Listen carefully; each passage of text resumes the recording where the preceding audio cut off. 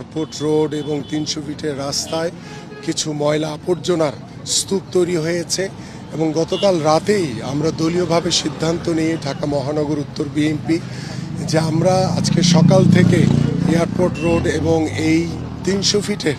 এই রাস্তাগুলো সকাল থেকে আমাদের দলীয় নেতাকর্মীরা এবং আমাদের প্রায় ৩৫০ আমরা লেবার আমরা আজকের জন্য নিয়োগ দেওয়া হয়েছে এবং আমাদের ১৬টি পিকআপ দেওয়া হয়েছে। পাশাপাশি আমরা সিটি কর্পোরেশনকে অনুরোধ করেছিলাম যে আপনারাও আমাদেরকে সহযোগিতা করেন, আমরা সমন্বয় করে আমরা আমাদের ব্যবহারযোগ্য যে প্রতিদিনের যে একটি অত্যন্ত গুরুত্বপূর্ণ রাস্তা ৩০০ ফিট এবং এয়ারপোর্ট রোড, এই দুটি রাস্তায় যেখানে যেখানে ময়লা আবর্জনার স্তূপ তৈরি হয়ে আছে আমরা আজকে সারা দিনের ভিতরেই এই ময়লাগুলো পরিষ্কার করতে চাই এবং আমাদের ইতিমধ্যে সকাল সেই ৮টা থেকে কার্যক্রম শুরু হয়েছে এবং আমরাও অনেক দূর আমাদের মহানগর বিএনপির যারা আছেন আমরা নিজেরাও পরিষ্কার করেছি এবং আমাদের এই কার্যক্রম আজকে সারা দিন ব্যাপী অব্যাহত থাকবে এবং এই পরিষ্কার